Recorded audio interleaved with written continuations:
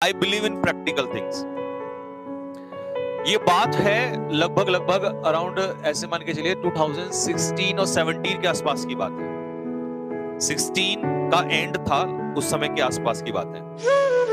तो मैं पढ़ा रहा था, तो क्या हुआ, एक उस समय जब बच्चे पढ़ते थे तो एक बैच था CDS OTA वाला, और उसमें कुछ बच्चे जो थे वो बैंकिंग की भी तैयारी करते थे। तो उसमें क्या था, एक लड़की थी, उसका नाम था नेहा ठाकुर, और वो तैयारी कर रही थी, मतलब पेपर दिया था उसने। क्या किया था, BSc या MSc की थी, FRI से। FRI है यहाँ पे, फॉरेस्ट रिसर्च इंस्टीट्यूट, मतलब फॉरेस्ट्री से BSc करके वो आई थी यहाँ पर। तो वो प्रिपेयर कर रही थी बैंकिंग वगैरह के लिए, मतलब उसका ये था कोई भी जॉब मिल जाए उसको, ऐसा कुछ था, क्योंकि घर की जो सिचुएशन थी वो इतनी ठीक ठाक नहीं थी। और देखिए, घर की ना, किसी की भी लगभग मिडिल मैन हम ऐसे होते हैं कि किसी की सिचुएशन ठीक नहीं होती है, बस घर वाले हमें आगे बढ़ने के लिए सपोर्ट करते हैं। तो उसको काफी टाइम पढ़ाया घर वालों ने, लेकिन अब सिचुएशन कहीं ना कहीं दिक्कत आने लगी। तो हुआ क्या कि उसने जब यहाँ से ज्वाइन करना, मतलब पढ़ना स्टार्ट किया, तो मेरे ख्याल में 2-3 महीने ही पढ़ी तो उसको प्रॉब्लम आने लगी, घर से बड़ी समस्या आने लगी। अब कहीं ना कहीं एक समस्या और भी होती है स्टूडेंट लाइफ में, कि पढ़ रहा है वो तो है ही प्रॉब्लम, लेकिन पीछे से जो ये परेशानी आती है ना, यार, रिश्तेदार, घर वाले, और फिर फाइनेंशियल वाला जो सर दर्द है, ये कहीं बहुत परेशान करता है। लड़का हो या लड़की हो, सबको समस्या आती है, ठीक है। लड़के तो कई बार क्या करते हैं, जॉब भी कर लेते हैं, बट लड़कियों के लिए फिर वो भी समस्या कि जॉब करे, फिर उसके साथ मतलब बहुत टफ हो जाता है। तो वो ऐसे ही, मतलब बहुत इंटेलिजेंट हुआ करती थी, वास्तव में बहुत ब्रिलियंट लड़की थी। मतलब ये मान के चलो कि कोई टेस्ट होता था तो सबसे अच्छे नंबर आते थे, पढ़ने में भी। तो कई दिन हो गए थे, तो वो ऐसी बड़ा परेशान। तो एक दिन मैंने कहा कि भाई नेहा क्या हुआ, तो उसने कहा सर कुछ नहीं, बस थोड़ा सा प्रॉब्लम चल रहा है इस तरीके से। मैंने कहा आजकल आपके मार्क्स भी ठीक नहीं आ रहे ऐसे। तो शी सेड कि हाँ सर थोड़ी सी प्रॉब्लम है। मैंने कहा क्या है बताओ।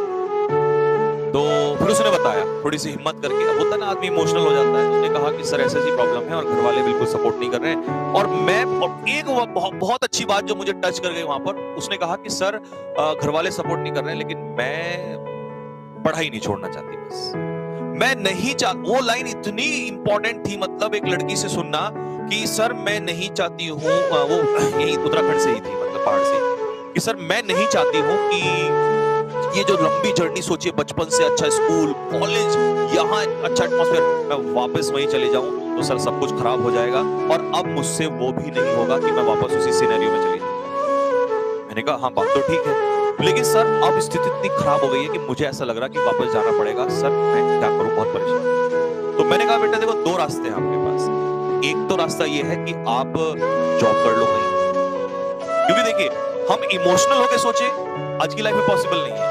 प्रैक्टिकल होना कहीं ना कहीं जरूरी है। समस्या कुछ भी हो, सॉल्यूशन ढूंढना है, बात खत्म। ऐसे बैठ के ये होगा वो होगा, ऐसा कुछ नहीं होने वाला यार, कोई तुम्हारी लाइफ में नहीं आने वाला बचाने के लिए। तो मैंने कहा देखो, या तो जॉब कर लो, ये कहीं ना कहीं ऑप्शन है आपके पास, या दूसरा फिर ये है घर जाके पढ़ लो। और उस समय ना इतना ऑनलाइन वगैरह का भी क्रेज नहीं हुआ करता था, ये तो अभी तो हुआ 2-3-4 साल से ही ज्यादा। तो मैंने कहा भाई या फिर घर जाके पढ़ लो। बोला सर वहां तो पॉसिबल ही नहीं होगा। तो मैंने कहा फिर जॉब का देखो। तो उसने कहा ठीक है सर मैं कुछ सोचती हूँ। तो उसने 4-5 दिन जो है जॉब के बारे में सोचती रही। तो उसने कहा कि सर हो नहीं पा रहा है, और जहां मैं जॉब करने के लिए ट्राई कर रही हूँ वहां पर 12-12 घंटे, 10-10 घंटे, 8-8 घंटे काम करवाया जाता है। सर मैं पैसे कैसे पढ़ पाऊंगी, क्योंकि मेरा अल्टीमेट गोल पैसा कमाना नहीं है, मेरा अल्टीमेट गोल है पढ़ना तो पॉसिबल ही नहीं है। तो मैंने कहा कि यार अब देखो इसमें मैं क्या कर सकता हूँ। तो उसने कहा कि सर देख लीजिए अगर कुछ हो सकता है तो पॉसिबल। तो मेरे दिमाग में उस समय एक आइडिया आया। मैंने कहा इस बच्ची को जो है कुछ ऐसा काम देते हैं जो पढ़ाई के साथ साथ पॉसिबल कर ले। तो मैंने कहा ठीक है, आप एक काम करिएगा कि जो डाउट्स हैं बच्चों के, कई बार क्या होता है कि बहुत सारे स्टूडेंट होते हैं डाउट नहीं ले पाते हैं सबके, तो आप क्या करो, बैठ के डाउट ले लिया करो, और थोड़ा सा जब मैं पेपर बनाता हूँ मॉक टेस्ट वगैरह ये, तो आप उनको चेक कर लिया करो, क्योंकि प्रूव रीडिंग भी कई बार नहीं हो पाती है, मिस्टेक्स हो जाती है, ठीक है। तो उसने कहा हाँ सर ये काम ठीक है। तो मैंने कहा ठीक है, कुछ थोड़ी सी मदद मैं कर दूंगा आपकी। तो now she was very much happy, इतनी ज्यादा खुश हुई वो कि ठीक है सर अब काम चल जाएगा। हुआ क्या कि उसने काम करना स्टार्ट किया, और मुश्किल से 20 दिन भी नहीं हुए होंगे, 20 दिन के आसपास का रहा होगा। उसने एग्जाम दिया हुआ था IBPS PO का, दिन भी नहीं हुए होंगे, मतलब मेरा अभी भी रोंगटे खड़े हो रहे हैं। मतलब ये वही फील एकदम क्योंकि पर्सनल लाइफ में आपने बहुत कुछ देखा हो ना, वो ही आपको हमेशा टच करता है। यूट्यूब ये सब सुनी सुनाई बातें नहीं। 20 दिन के आसपास उसने आके मुझे ऐसे मिठाई का डब्बा, यहाँ चावला स्वीट शॉप है और ऐसे डब्बा था उसके सामने, तो मैंने सोचा कि मैंने इस लड़की को जॉब दी, इस वजह से शायद ये मिठाई लेके आई है। मेरे को बड़ा बुरा लगा, तो मैंने उसको पहले हड़काया बहुत ज्यादा। जैसे ही मिठाई लेके आई मैंने कहा आर यू मैड? तो 4-5 वाले, अब वो बहुत सिंसियर थी, उसे पता थी कि सर कुछ गलत सोच रहे हैं, वो चुप थी। तो मैंने 5-6 बातें बोली। मैंने कहा आपने क्या सोचा? मैंने आपकी हेल्प के लिए कहा और ये सब, और मैं गुस्से में आ गया। तो जब बहुत देर होगी तो वो मुस्कुराई। जो अच्छे लोग होते हैं ना, वो बहुत शांत वाले भी होते हैं, पेशेंस वाले। नहीं, वो पहले ही बोल सकती थी, उसने सोचा कि सर को आज बोल लेने दो पहले। तो जब मैंने बोल लिया तो उसने कहा कि सर इसलिए नहीं, I have got selected for SBI, sorry, IBPS PO। उस समय IBPS बैंकिंग कराता था। और जैसे उसने बोला I was like, और एकदम से मेरे दिमाग में क्लिक हुआ। मैंने कहा ये कहीं ना कहीं भगवान उसकी डेस्टिनी, मैं उसको परीक्षा कर रहा था। रिजल्ट सामने खड़ा था बिल्कुल, बस चेक कर रहा था, इतना तोड़ दिया उसको। बट उसका साहस देखो, उसे क्या पता था कि कल सिलेक्शन होगा? उसे थोड़ी ना पता था। लेकिन वो हार नहीं मानी और वो लड़की उस समय लड़ती रही जब उस पे बुरा दौर आया और उसने उसको झेल लिया। और ऊपर से भगवान ने भी उसको रिजल्ट दे दिया और वो उसमें सेलेक्ट हुई और उसने उसी जॉब को पकड़ लिया और यहां से वो सीधा ट्रेनिंग पे चली। लेकिन ट्विस्ट इसके बाद, जब वो ट्रेनिंग पे चली गई, अब समस्या ये आई कि घर की स्थिति तो ठीक थी नहीं। जो लीजेंड होते हैं ना, थोड़े से और खतरनाक होते हैं। जिंदगी में अपने लिए जिए तो क्या जिए यार।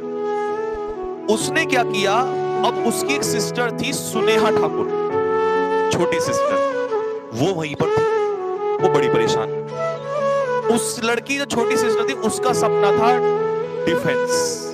सर मेरे को डिफेंस आना, लेफ्टिनेंट बनना सर। अब प्रॉब्लम क्या है, घर वालों के पास इतना पैसा नहीं था, घर वाले कहां सपोर्ट कर रहे थे, और उसकी जॉब अभी लगी थी तो उसको भी पैसा नहीं मिल रहा था।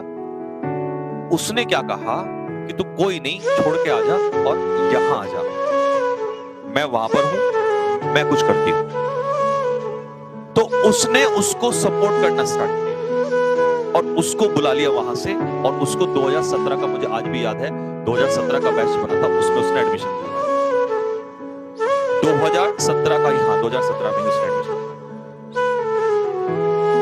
1 साल हो गया, सुनेहा जो लड़की थी वो एग्जाम पे एग्जाम देती चली गई। कभी उसका एग्जाम नहीं निकला, कभी उसका एसएसबी नहीं निकलता।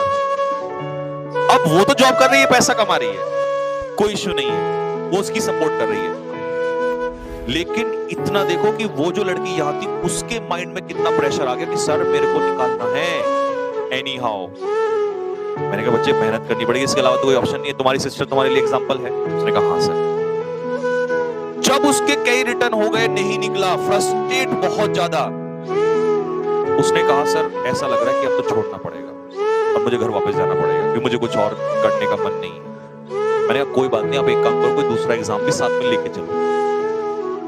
तो उसने क्या किया, वहां से डाइवर्ट होके दूसरा एग्जाम भी पकड़ लिया। लेकिन मुझे नहीं बताया कि वो उस एग्जाम पे भी लगी हुई थी। और मेरे सामने उसने कई बार कहा कि हाँ सर मैं इसकी तैयारी करूं, लेकिन कहते ना दिल में तो कहीं ना कहीं वो बात रहती है ना। और अचानक से वो एक दिन आके कहती है कि सर मेरा एग्जाम निकला। मैं बहुत खुश हूं। मैंने कहा तुमने तो तैयारी छोड़ दी थी। बोला नहीं सर, ऐसे नहीं छोड़ सकते। तो मुझे ये था, मैंने कहा शायद हो जाएगा। अब उस लड़की ने उसके बाद उसका एसएसबी दिया और वो रिकवर।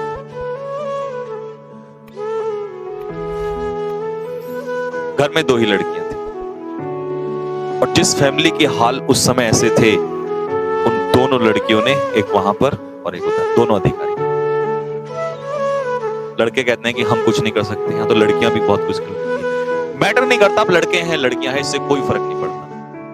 फर्क इस बात से पड़ता है कि हालात जब बुरे आ जाएं तो उसमें आपका जो ये माइंड है ना, ये कितना स्ट्रॉन्ग और आप कैसे खड़े हैं। और ये रियल एग्जांपल है। कभी वो बच्चे आते हैं तो कई बार आ जाते हैं, जब उनको छुट्टी मिलती है तो आएंगे तो मैं आपके सामने जरूर खड़ा करूंगा। हर किसी की लाइफ में मुसीबत आती है, इससे भी बदतर स्टोरीज हैं, क्योंकि मैंने तो पढ़ा है। तो अब ये मान के चलना, अगर तुम पे ही समस्या है ना, तो ऐसा नहीं कि तुम्हारे ऊपर है, दुनिया में सब पे आई, बड़ी बड़ी मुसीबतें भी आएंगी। लोग कैसे निकले होंगे ये ध्यान से सुनो, क्योंकि छोटा मोटा काम, जब बड़ा काम करते हो तो छोटी मोटी समस्या नहीं आती, बड़ी बड़ी आती है, और लोग फिर भी फेस करते हैं। ठीक है भाई, तो बस यही ध्यान रखना कि जब भी कुछ ऐसा लगे कि समय बुरा चल रहा है, बुरा है, तो सब पे आया है, लेकिन उसको अगर झेल लिया तो शायद वो भगवान आपका परीक्षा ले रहा है। आता है सबको बुरा समय आता है, लेकिन उसके बाद जो तुम्हारे लिए इंतजार कर रहा है वो तो वही पहुंचेगा जो रात का अंधेरा झेल लेगा, सुबह का उजाला तो वही नहीं। तो दोस्तों बस यहीं तक रखते हैं आप लोगों के लिए, कल मिलेंगे। सभी को मेरी तरफ से बहुत सारा प्यार, नमस्कार, जय हिंद, जय भारत।